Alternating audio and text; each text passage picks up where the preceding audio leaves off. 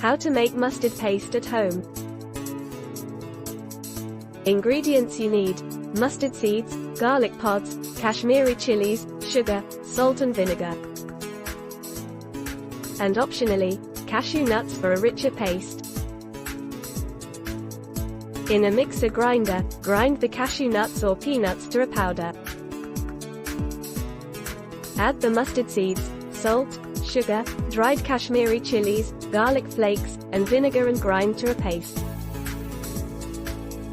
If you find the paste too thick, add more vinegar and run the mixer grinder for another minute. The paste can be fine or coarsely ground depending on how you like it. Store in the refrigerator or use straight away. Visit this link for more details. Don't forget to follow Abby's Plate for more.